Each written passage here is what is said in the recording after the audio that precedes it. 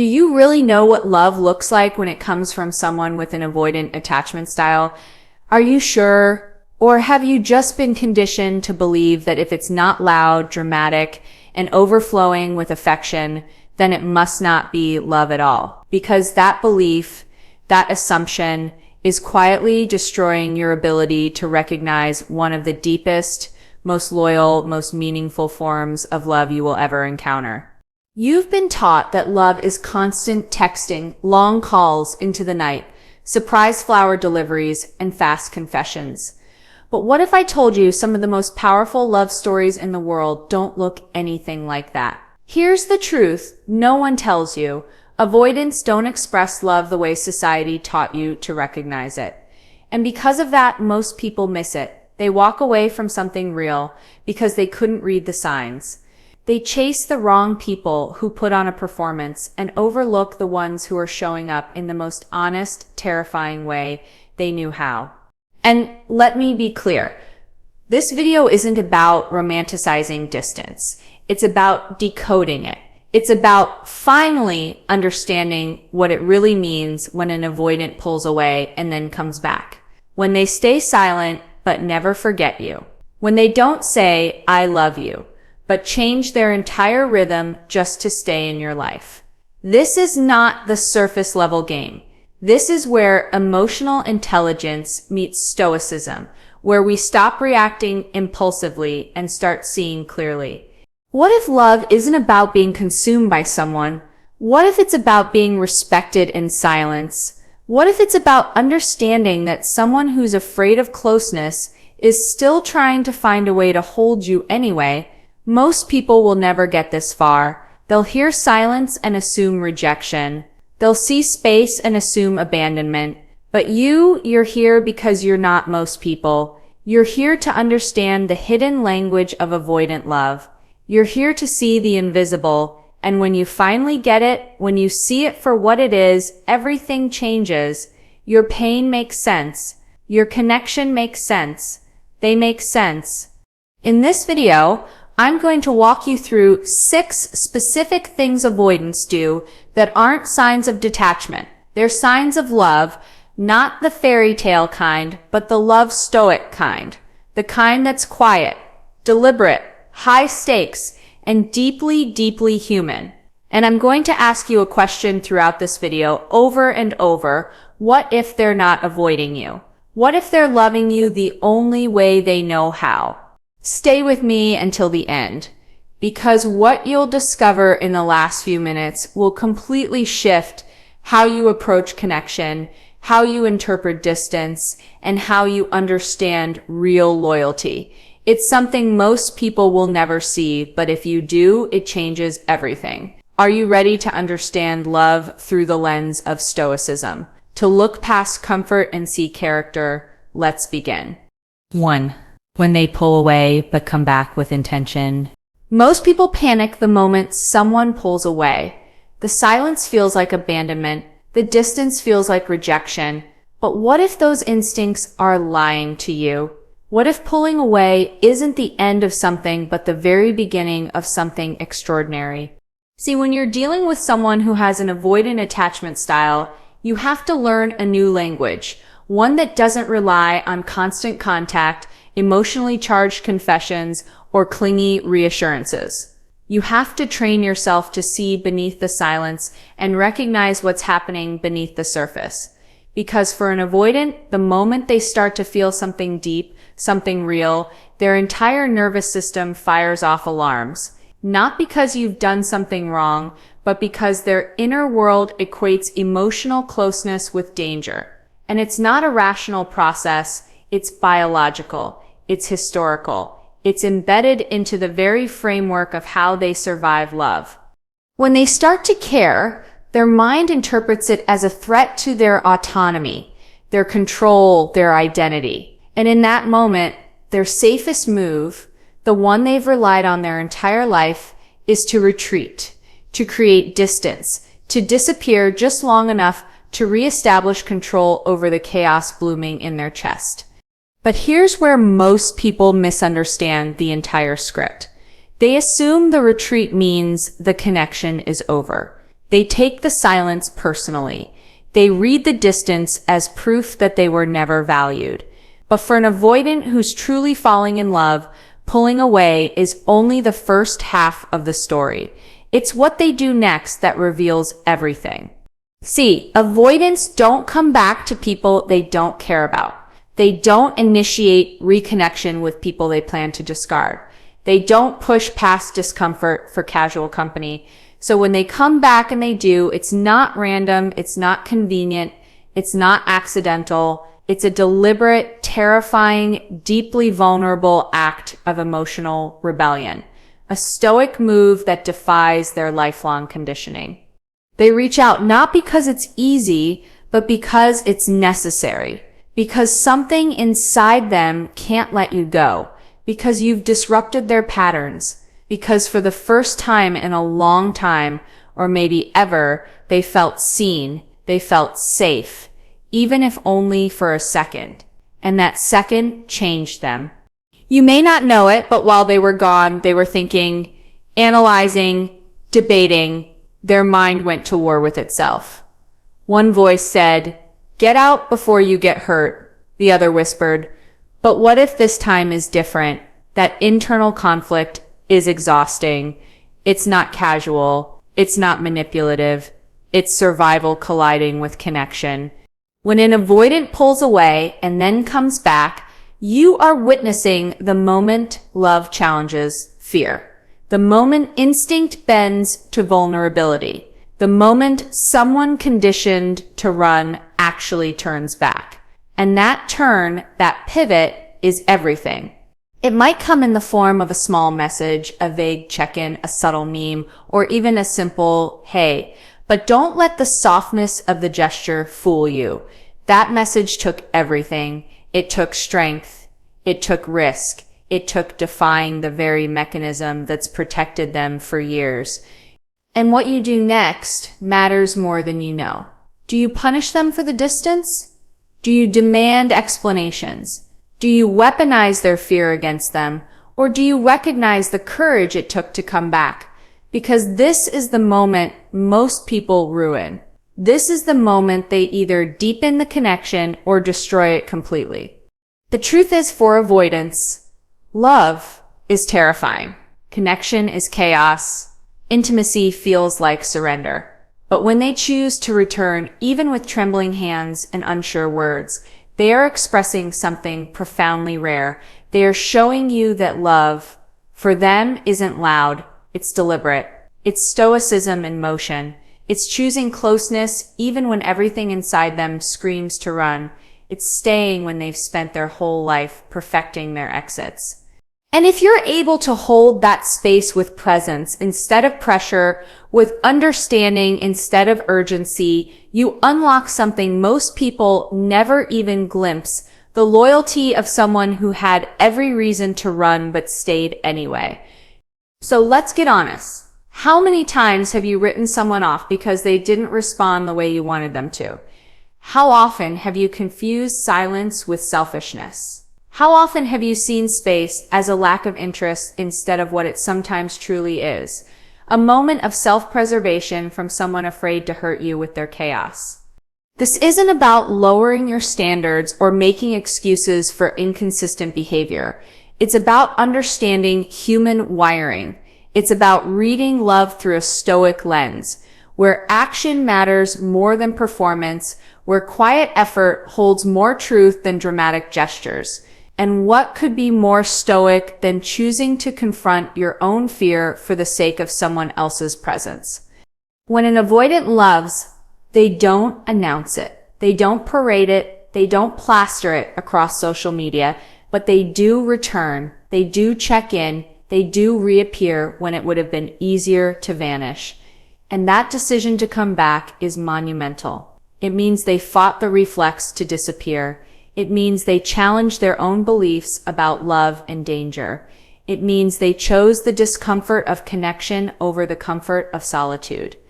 And that kind of choice, that's not casual. That's not weak. That's not fleeting. That's love stoic. The kind that's forged in inner battles and silent sacrifices. And let's be real. Most people won't understand this. They'll continue chasing the high of constant validation, the thrill of obvious affection, the dopamine hit of love that burns fast and fades faster. But not you. If you're still here, you're not chasing intensity, you're cultivating depth. You're learning to recognize the difference between performative passion and patient presence. And that requires a whole new way of listening, not just with your ears, but with your awareness.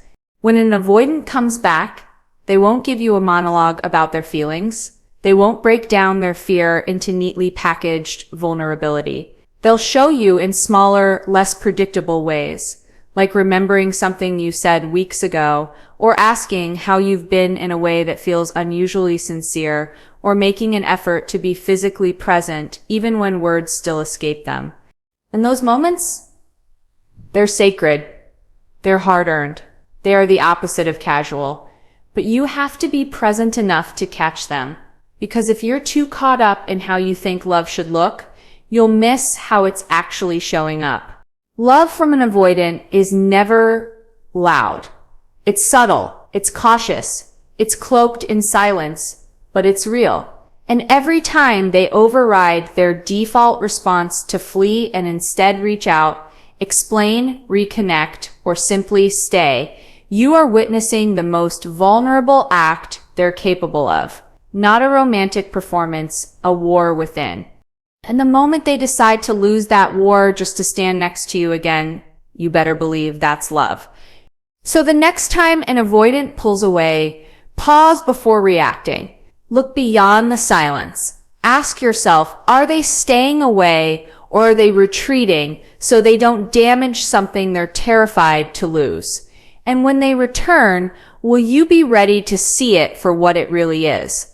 Not disinterest, not manipulation, not selfishness, but survival slowly learning how to trust. That's the kind of love that isn't impulsive.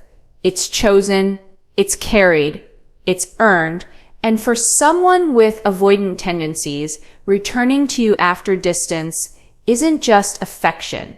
It's a full-blown internal rebellion, and you were the reason for it. This is the first crack in the armor, the first deviation from the script, the first signal that love might be louder than fear, and that is just the beginning. Because Stoicism doesn't mean silence. It means measured movement. It means disciplined devotion. It means choosing the harder path, not for comfort, but for truth. And truthfully, if an avoidant comes back to you, you are never being ignored. You are being considered. And now you're being chosen again. 2. When they ask about your past, there's something subtle, almost invisible, that happens when an avoidant starts asking about your past. To most people, it might just feel like regular conversation, a curious question, a casual inquiry. But for someone with an avoidant attachment style, that question isn't casual at all. It's revolutionary. You see, avoidants live in a world that teaches them safety is found in control, in surface-level interaction, in never diving too deep or revealing too much. They've spent years learning how to navigate relationships without fully entering them. They become experts at deflection, at redirecting intimacy, at skimming the surface of emotional connection without ever getting wet. And then something happens. You happen.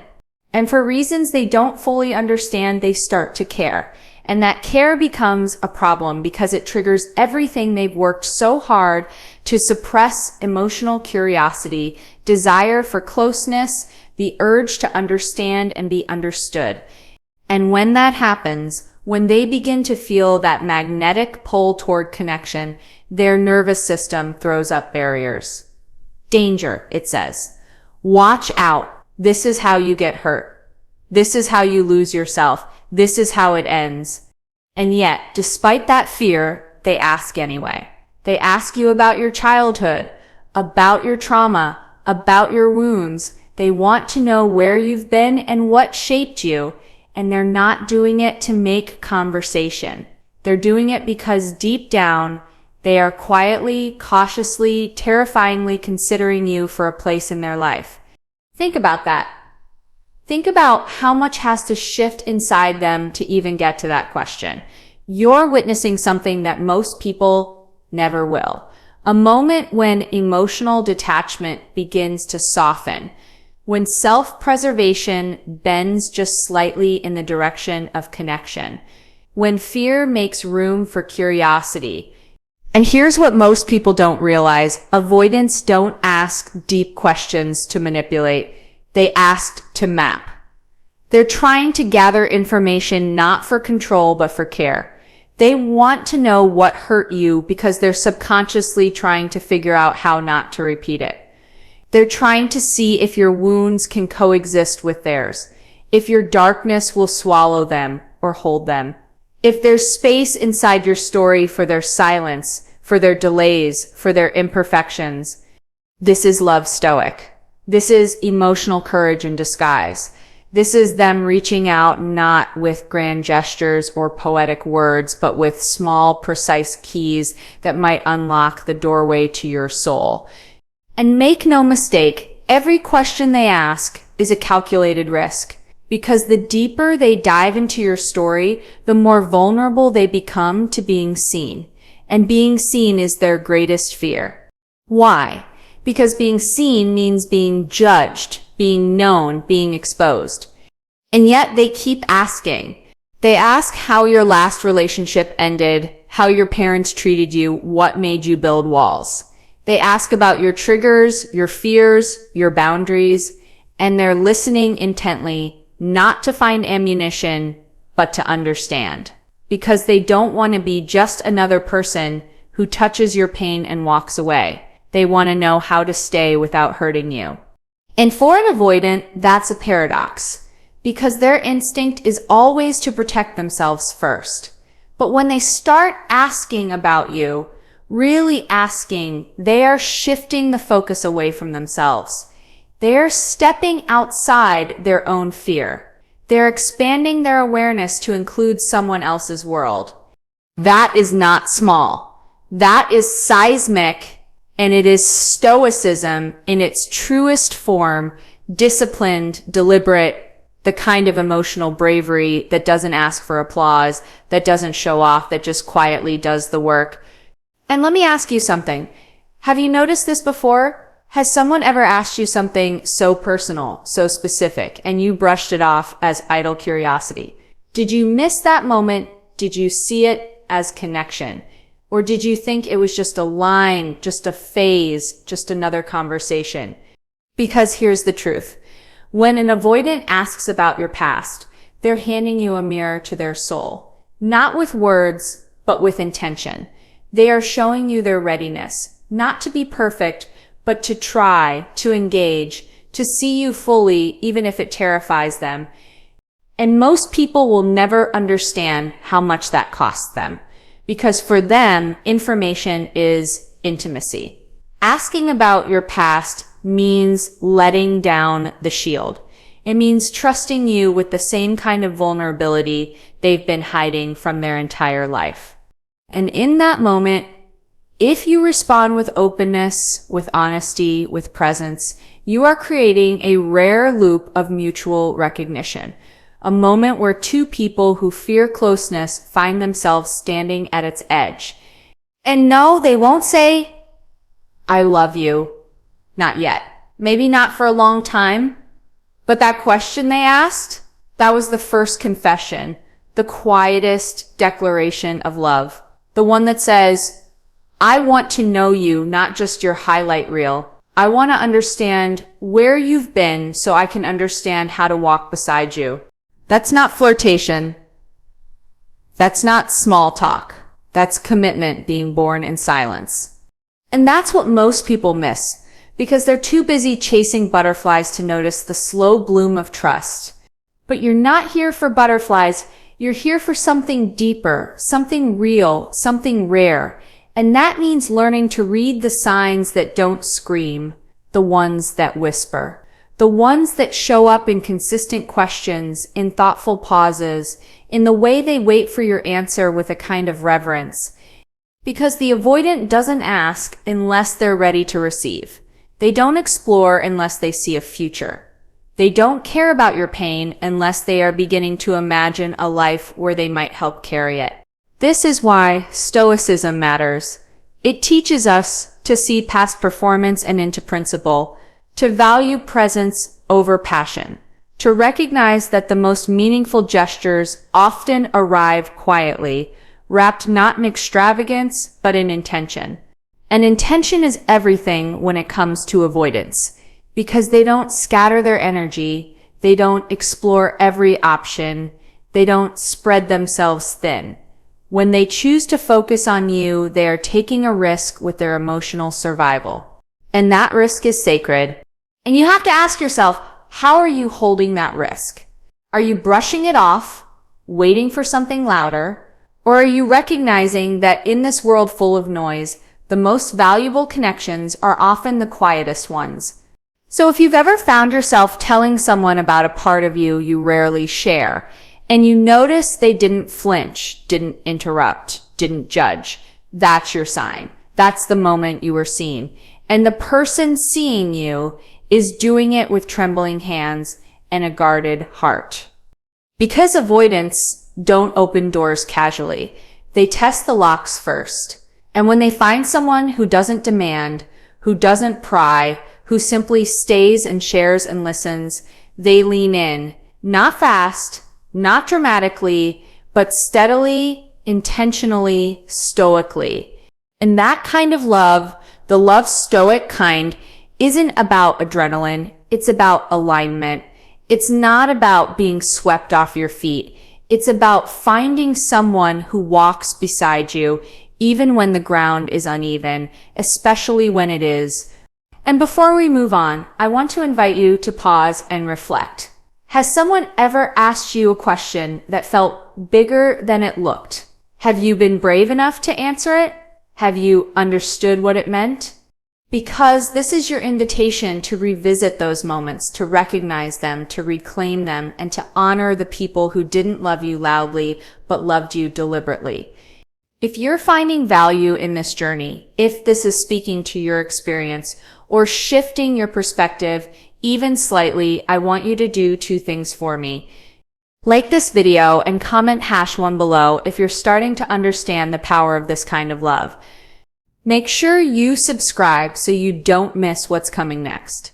Because in the next part, we're diving into something most people completely overlook. The monumental moment when an avoidant reveals something about their past. And that is where the story truly deepens. 3. When they reveal something personal, there's a moment, quiet, fleeting, easily missed, when someone with an avoidant attachment style does something they almost never do. They share a piece of themselves. Not a joke, not a surface detail, not something rehearsed or safe, but a raw, vulnerable, unfiltered part of their story, a real admission. And if you're not paying attention, you might brush past it. You might think they're just opening up a little. You might not recognize the depth of what just occurred. But I want you to consider what it means for someone who has spent most of their life protecting themselves from closeness to actually pull back the curtain and show you where it hurts. Avoidants are masters of self-preservation. They've trained their nervous systems to associate vulnerability with danger, with rejection, with shame. They've been burned by closeness, betrayed by connection, abandoned after opening up. So they built walls, high ones, reinforced with logic, distraction, independence, and emotional distance. And those walls have kept them safe. But they've also kept them alone. Then something shifts. You enter their orbit, you don't push, you don't demand, you just stay consistent. You show them you're not here to break them open. You're here to witness, to see, to understand. And without even realizing it, you start dismantling their defenses. Not by force, but by presence. Slowly, their fear begins to lose its grip. And in one of those rare, precious moments, they share something. Maybe it's a story about their childhood, a moment of failure they've never admitted out loud, a truth they've hidden even from themselves. Or maybe it's as simple as a quiet statement, I don't talk about this often. And that's the line. That's the invisible threshold. That's where the entire emotional dynamic shifts. Because for an avoidant, sharing isn't automatic. It's not reflexive.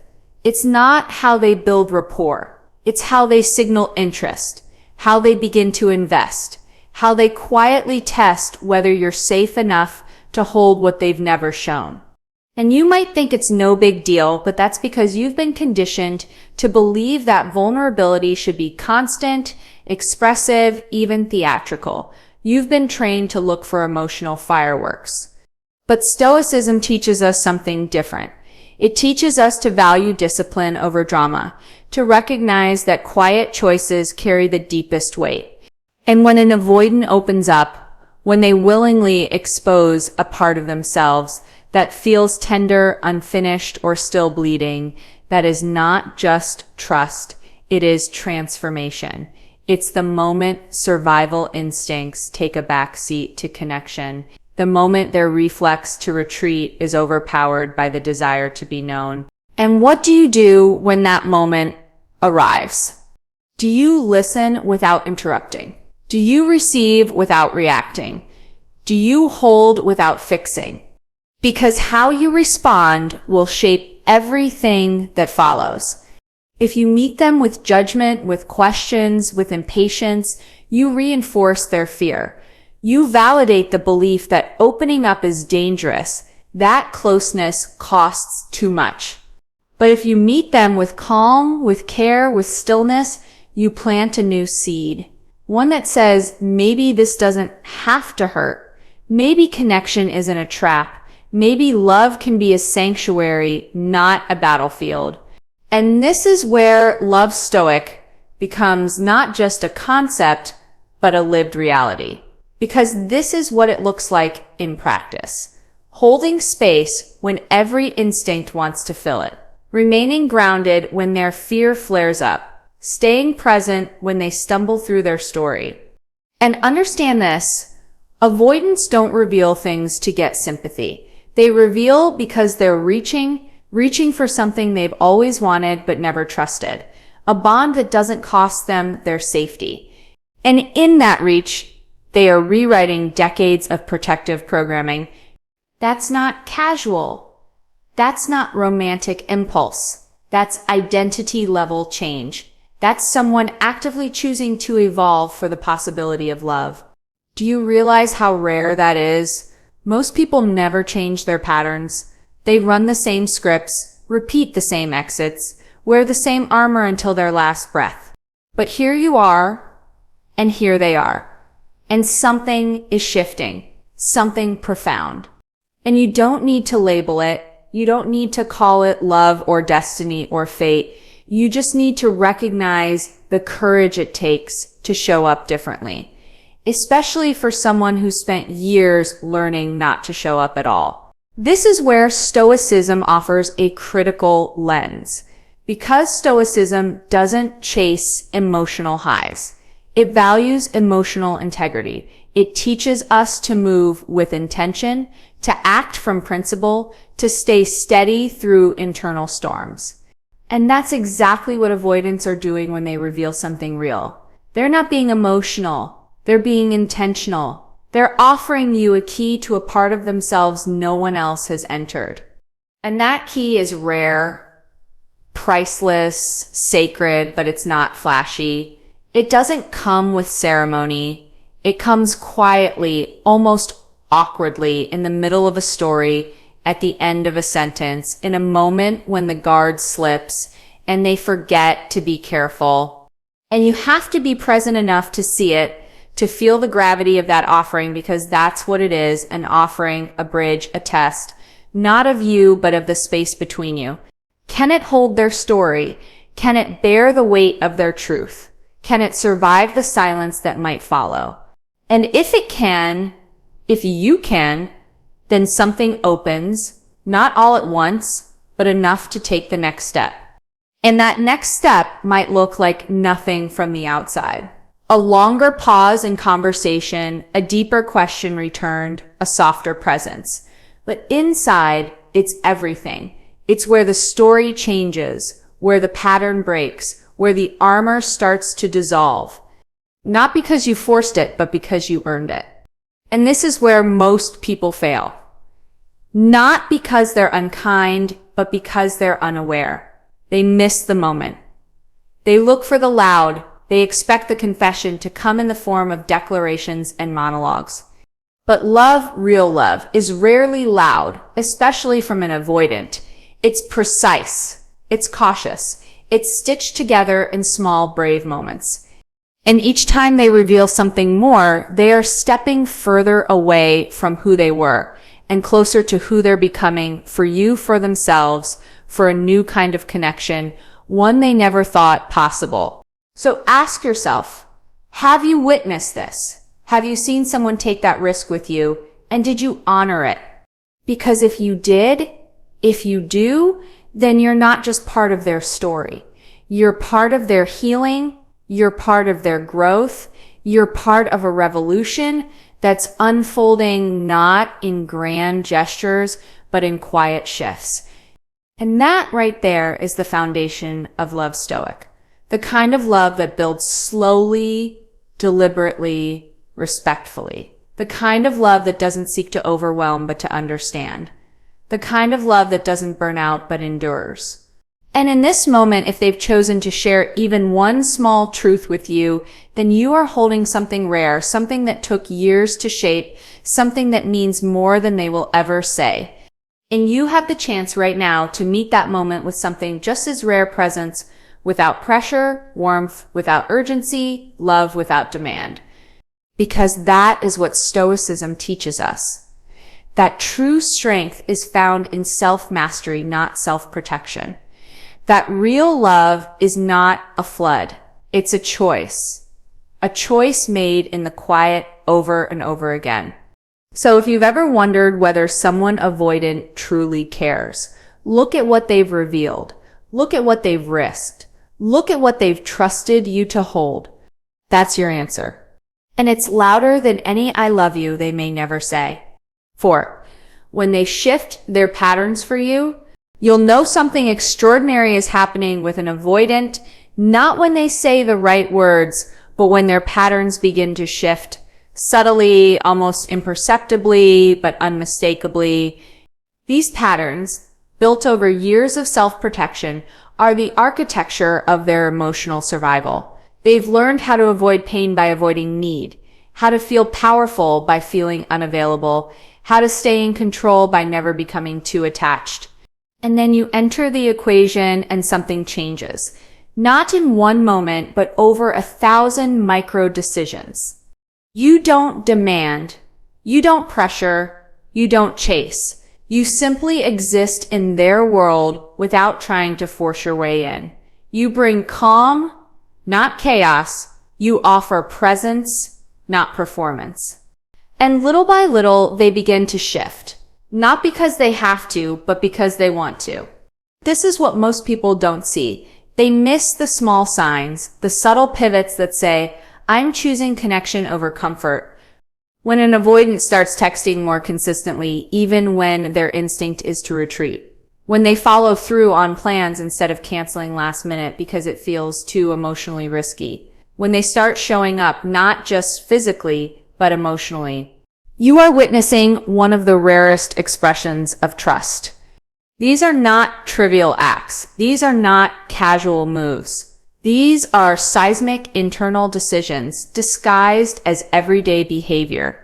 To the untrained eye, it might just look like they finally replied on time or made a plan and stuck to it. But to someone who understands the stoic depth of avoidant psychology, these are declarations of love louder than any romantic gesture. Because avoidants don't bend their patterns for anyone. Their patterns are their armor, their structure, their safe zone. So when they begin to shift, just slightly but consistently, it means you've disrupted something deep within them. Not in a chaotic way, but in a way that suggests safety, peace, possibility. It means that your presence has started to feel like less of a threat and more of a refuge. And that shift is monumental. It's not because you begged them to change. It's because you created an emotional environment where change felt safe. That's stoicism in motion, not by withdrawing into your own walls, but by showing up with grounded energy that says, I don't need to control you. I just want to understand you. And that understanding creates space. And in that space, avoidants find themselves doing the thing they swore they never would, adjusting. Not pretending, not performing, but slowly rewriting their rhythm to include someone else. That takes an incredible amount of courage. Imagine what it costs someone whose entire life has been defined by self-sufficiency to admit, even quietly, even subconsciously, that they now care enough to show up differently. That's not just affection, that's evolution. And if you blink, you might miss it. Because these shifts aren't always easy to recognize. They won't come with a confession or a clear label. They might look like a phone call on a hard day, a thoughtful question they never used to ask, a quiet check-in when they sense you pulling back. And these gestures, while small on the surface, are filled with immense emotional weight. They are the result of an internal battle, one where love is beginning to win against fear. That's the essence of love Stoic. It's not love that consumes, it's love that considers. It's not love that floods. It's love that finds a way to fit inside the margins of someone's fear. And when avoidants begin reshaping their well-worn paths just to make room for you, that's not coincidence. That's intentionality. That's presence. That's choice. Most people expect love to be obvious, loud, dramatic. But Stoicism teaches us that the deepest love lives in the quietest places, in the self-regulation, in the quiet sacrifice, in the willingness to change what has always felt safe. And the avoidant by nature doesn't let go of safety easily. So every change, every moment of consistency, every pause before retreat, every follow through where there used to be disappearance is a rebellion against the instinct to isolate. And you're the reason for that rebellion. But make no mistake, this isn't about fixing anyone. You're not here to rescue, to reform, or to rehabilitate. You're here to witness, to respect the process, to honor the effort. Because this kind of transformation doesn't happen because someone demanded it. It happens because someone inspired it. Through patience, through clarity, through steady presence. And if you're noticing these small shifts in your dynamic with someone who's typically avoidant, ask yourself, are you recognizing the weight of what's unfolding? Or are you still looking for signs that match someone else's idea of love? Because what you're witnessing may not be love as you've been taught to expect it, but it is love, pure and unfiltered, shaped by stoicism and sacrifice. And that kind of love isn't easily replaced. It's not impulsive. It doesn't come and go with mood. It's deeply considered, painfully earned, relentlessly honest. It's built through repetition, not romance, through follow-through, not fantasy. And it asks the same of you. Will you meet their effort with grace? Will you respond to their pattern shifts with awareness? Will you recognize the emotional cost behind every inch they move closer? Because they're not doing it for validation. They're doing it because your consistency is teaching them a new way to relate. One that doesn't require performance. One that doesn't punish silence. One that honors both autonomy and intimacy. And that's the highest form of emotional freedom. Choosing to stay open, not because you're fearless, but because something real is more important than something safe. That is love governed by stoicism. That is loyalty chosen over comfort. That is the avoidant rewriting their entire script for someone who never demanded a rewrite, just brought enough peace to make it possible. So if you've seen these signs, if you've noticed their small but steady efforts to shift, don't dismiss them, don't overlook them, celebrate them quietly, acknowledge them with presence. And most of all, honor what it took to get there. Because most avoidants never change. They die with their patterns intact. So if someone is willing to shift even slightly for you, you are not just another person in their life. You are a catalyst, a mirror, a sanctuary. And if this video has helped you see that with more clarity, if it's brought something real into focus, then do this one thing for me. Like this video and comment #1 below if you now understand what avoidant love really looks like when it starts to transform. And if you haven't yet, subscribe to this channel because we're not even close to done. The next part of this journey will take you even deeper into what most people miss. The ways avoidants express loyalty, not through words, but through memory, through recall, through quiet awareness. That is where we go next. 5. When they remember the little things, it's easy to overlook the subtle ways avoidants express care because their affection doesn't arrive in the ways we've been taught to expect. They may not shower you with constant affection or pour their emotions into words that make your heart race. But if you pay close attention, closer than most people are willing to, you'll see something remarkable. They remember. They remember the things you said in passing, the names you mentioned once, the pain you tried to laugh off, the story you told when you didn't think anyone was really listening. Avoidants are observers, collectors of context, emotional archivists who store meaning not for leverage, but for understanding. It may seem strange at first. How can someone so emotionally reserved notice so much? Because noticing is safe. But acting on those observations takes time, trust, and internal readiness. Yet, when they begin to bring those remembered fragments back into your life, when they reference something deeply personal that you only ever whispered once, that's your moment of truth. That's when you know they care. They might never say the words directly, but they show it through recall, through detail, through deep, attentive remembrance. You mentioned you hate being interrupted mid-sentence. They give you space to finish every thought. You told them you don't like being touched unexpectedly. They start asking, waiting, or showing subtle hesitation before moving closer. You once admitted you love rainy days because they remind you of safety.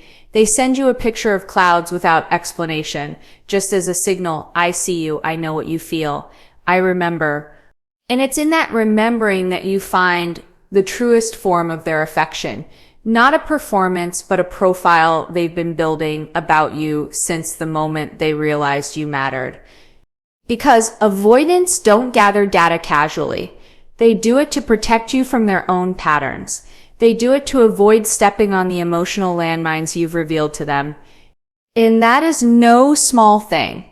That's empathy without fanfare, love without spectacle. This is where the teachings of Stoicism intersect with the avoidant mind.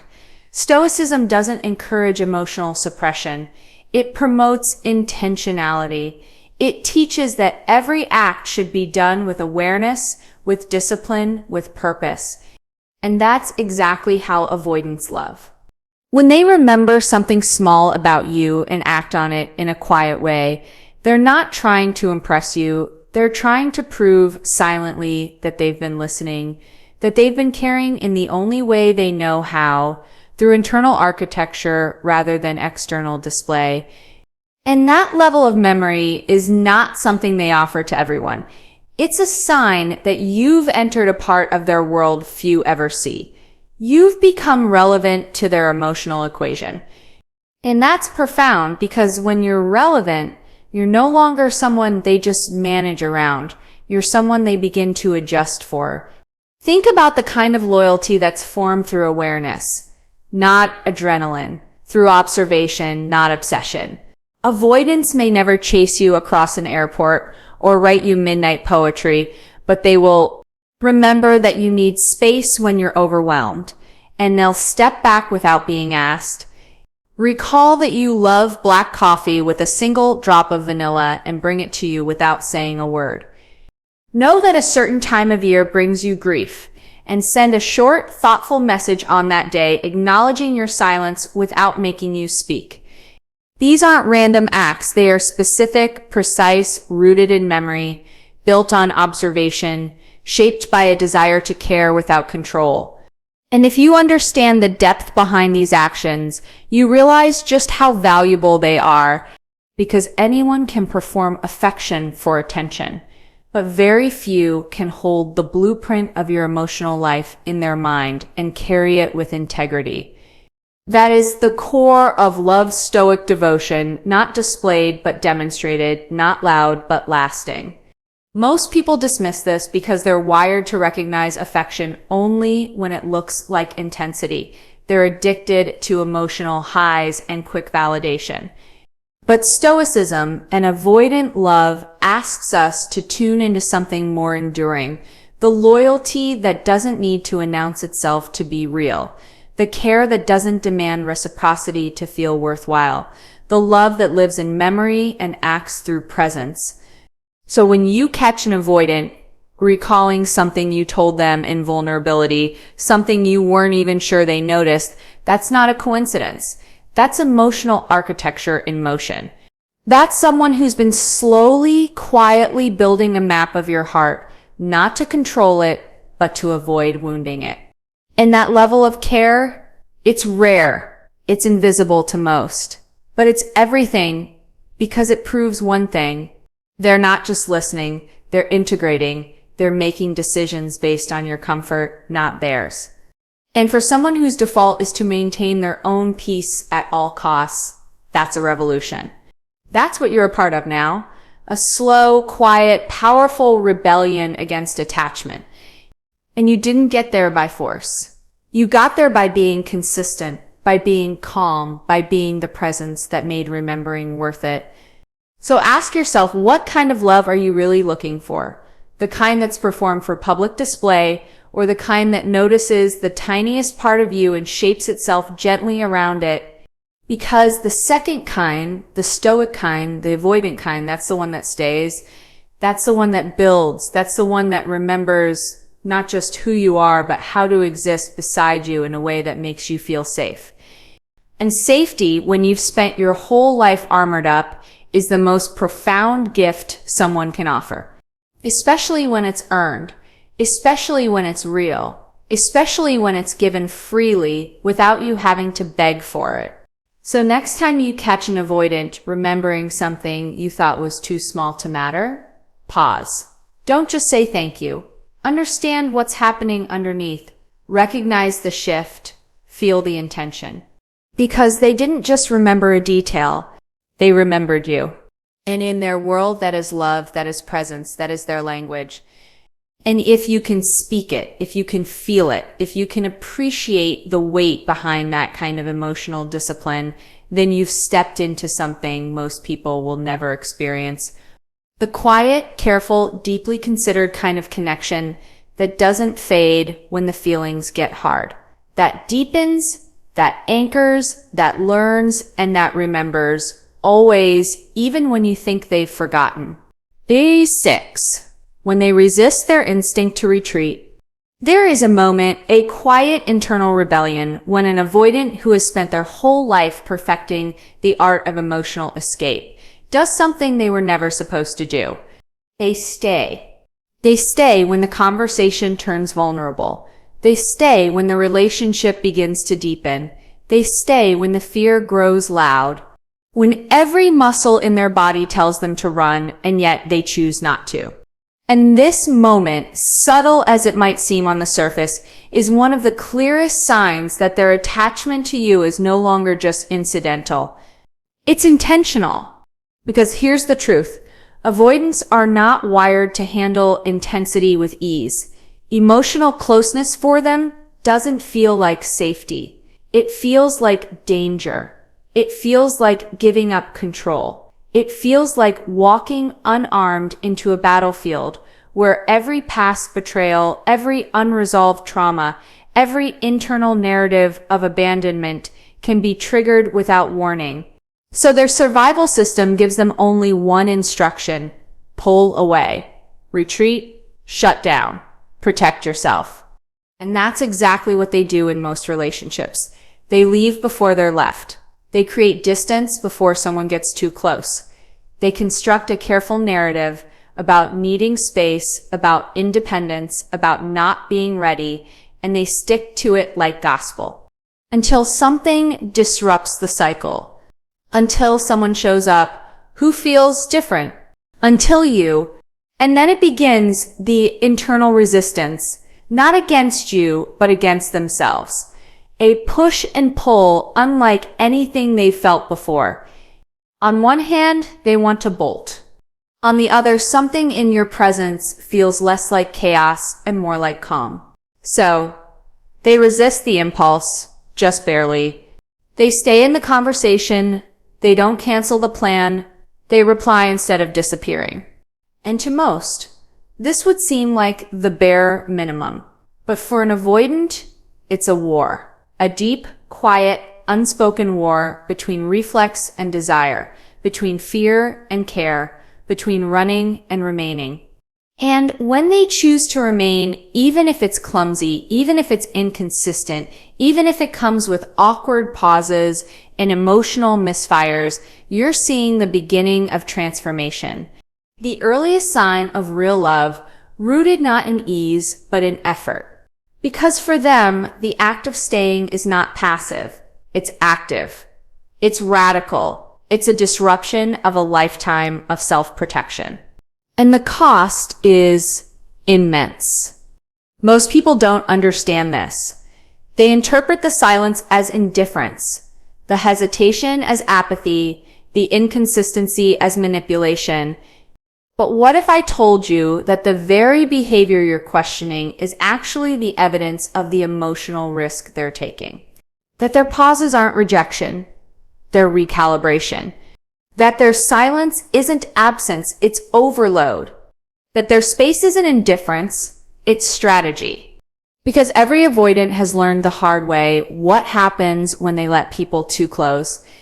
And yet, when they begin to override those instincts, when they start choosing connection over comfort, you are witnessing love in one of its rarest forms. A form that doesn't announce itself with flowers and grand speeches, but with restraint, with self-mastery, with the choice to engage when disengaging would be easier. This is what Stoicism teaches us, to find meaning in the act, not the performance, to value discipline over drama, to see strength not as loudness, but as consistency in the face of chaos. And that's what avoidants embody when they begin to fight against their natural impulse to retreat. They are not choosing you because you demanded it. They are choosing you because something about you feels worth the discomfort, worth the rewiring, worth the war. That is the essence of love Stoic. A kind of loyalty forged not in passion, but in patience. Not in intensity, but in integrity. It's the slow, measured commitment to stay a little longer each time, to lean in instead of pull back, to fight the old narrative for the sake of a new one. And if you're seeing this happen, if you felt them stay when they usually disappear, understand how monumental that is, because it means you've become an exception. Not because you fixed them, not because you forced them, but because your consistency created a new possibility that maybe, just maybe, they can be seen without being consumed, loved without being controlled, held without being hurt. And that possibility changes everything. It doesn't mean they won't still need space. It doesn't mean they'll suddenly become emotionally fluent. But it does mean they're trying. It means they're aware. It means they're doing the most unnatural thing for them and doing it anyway. That is love in its most resilient form. Love that doesn't rely on sparks or adrenaline, but on the quiet courage to keep showing up. And when you hold that space for them, not by fixing or managing or over-explaining, but simply by being there, present and unshaken, you become a mirror they've never had, a mirror that reflects not their flaws, but their efforts, not their fear, but their growth. And in that reflection, they begin to build a new relationship with you and with themselves. One based not on retreat, but on return. One based not on distance, but on depth. And that's the greatest act of emotional evolution there is. So next time they pause and then come back. Next time they go silent and then reach out. Don't just respond. Recognize. Recognize that you're witnessing a rare act of love, a form of loyalty that most people will never experience because most people never earn it. And you're earning it not through perfection, but through presence, not through pressure, but through patience. And that is everything. Because this kind of love doesn't fade. It doesn't explode and vanish. It builds slowly, stoically, honestly. So if you've been here through all 6 parts of this journey, if you've started to understand that avoidants don't avoid because they don't care, but because they care so deeply they don't know what to do with it, then you already know what's happening now. You're part of a love story that's quieter, deeper, and more real than anything you've seen in movies. And if you're still here, I want you to do 2 things. Like this video and comment #1 below if you now see avoidant love for what it truly is. Subscribe to this channel because this is just the beginning of what we're going to uncover together. Real love.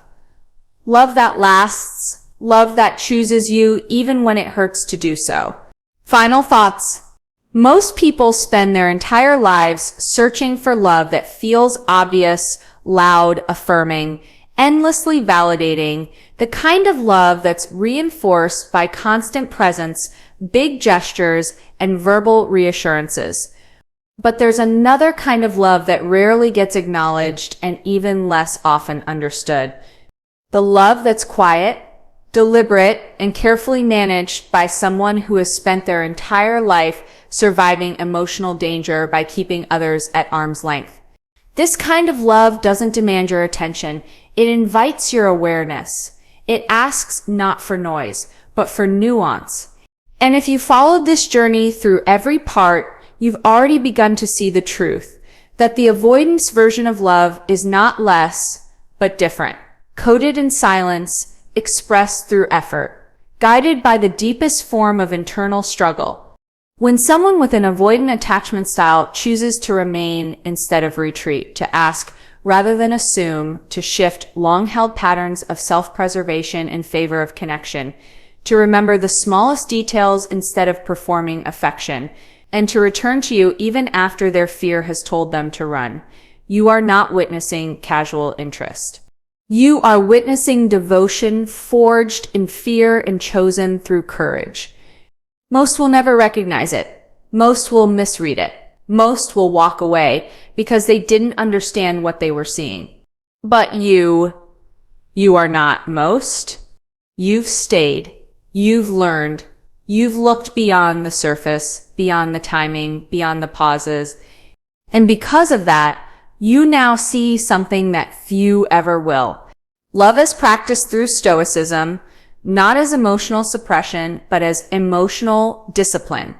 A kind of commitment that doesn't explode with energy, but settles like gravity, like a quiet promise made with every small action that contradicts years of self-protection. It's not easy to be in this kind of connection. It takes strength. It takes patience.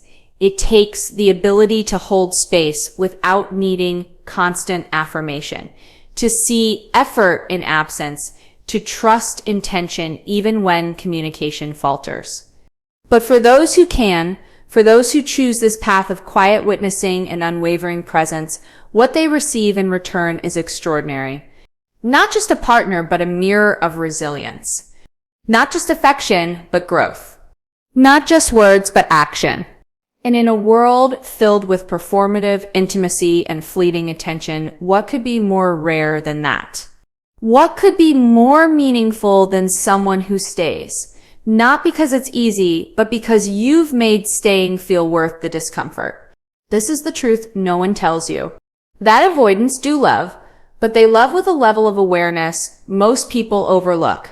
They don't love quickly. They don't love impulsively. They don't love loudly. But when they do love, when they finally choose to lean in, it's because they've seen something in you that shifted everything they believed about closeness and control. It's because you offered them the kind of presence that didn't ask for performance.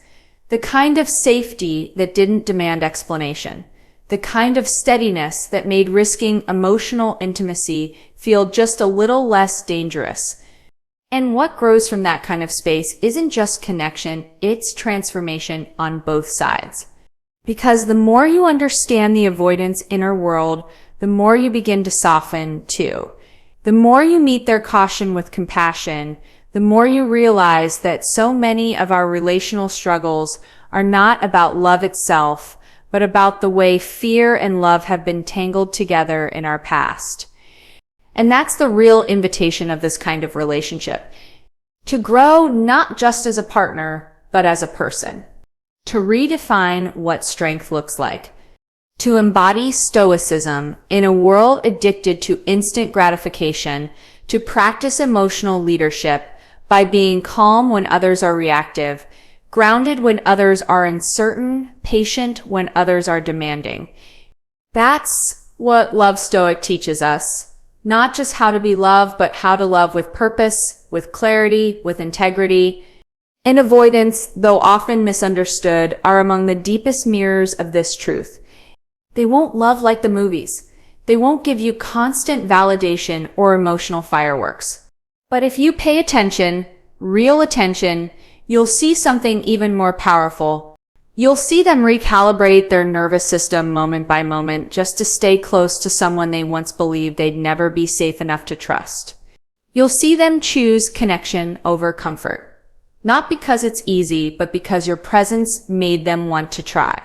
You'll see them in all their fear and complexity, offering you a love that wasn't born from impulse, but carved out of resistance. That's the kind of love that lasts. That's the kind of love that deepens. That's the kind of love that matters. And it's not for everyone, it's not fast, it's not easy. But it is real. And once you've felt it, you'll never again be satisfied with anything less. So if you've ever felt confused, doubted, questioned whether the avoidant in your life truly cared, let this be your clarity, let this be your compass. They do care. They care more than you know. But they're learning how to show it in a language that even they are still mastering. And if you've seen the signs, if you've felt the tension, noticed the return, witnessed the shift, then you're not chasing shadows. You're witnessing one of the rarest journeys in human connection. A journey from fear to presence, from avoidance to attachment, from silence to effort. And if you've come this far, you already know the difference. You already know what real love looks like. Not the kind that demands, but the kind that chooses. Not the kind that explodes, but the kind that endures. Not the kind that needs to be seen by everyone, but the kind that remembers the smallest details because they matter. And if there's one thing you carry with you from this journey, let it be this. Avoidants don't fall in love the way you expect. But when they do, it's one of the rarest, most powerful, most meaningful forms of love you will ever experience. Not because it's perfect, but because it's real. And in the end, real is what stays. Real is what grows. Real is what breaks patterns, rewires instincts, and builds something that no storm can shake. That is the gift of learning to see love through the lens of stoicism. That is the beauty of loving someone who doesn't love easily. But when they do, they love with everything they've got.